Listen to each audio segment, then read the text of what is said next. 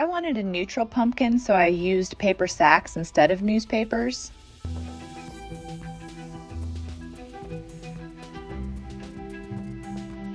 I suggest not blowing the balloon up quite so full so that you can have more variations in your pumpkin.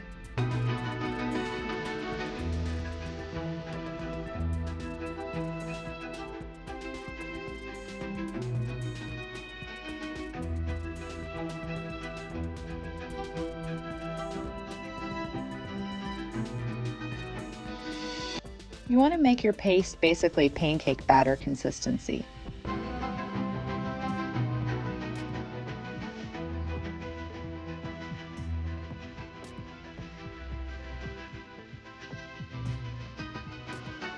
To help the pumpkin stay in place, we put it on an old ice cream container.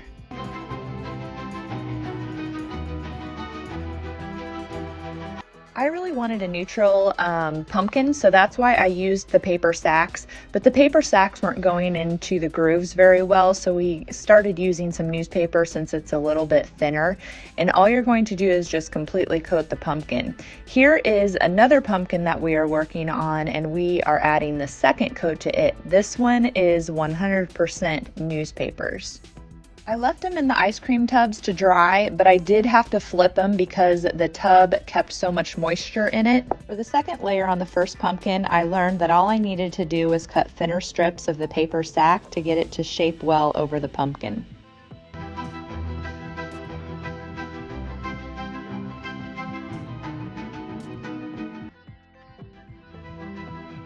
To let the pumpkin dry the second time, I hung it so air could circulate all the way around it. If you remember, I wanted to use paper sacks because I wanted a neutral pumpkin.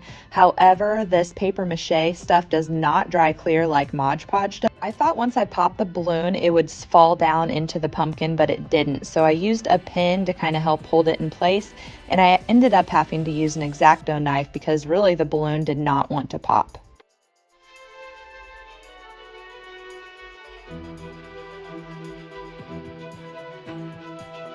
Because the paste did not dry clear, I ended up painting it orange.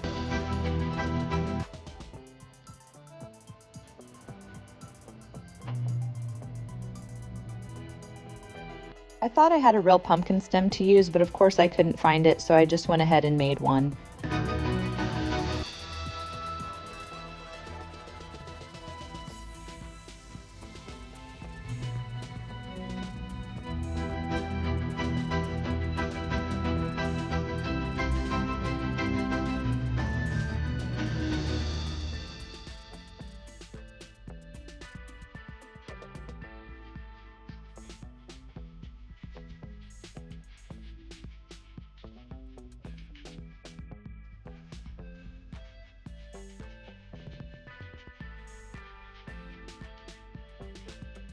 Because this paper mache paste does not dry clear, it's really important to have a clean surface. Then you can add faux or real leaves, and there's also an example of one with a real pumpkin stem.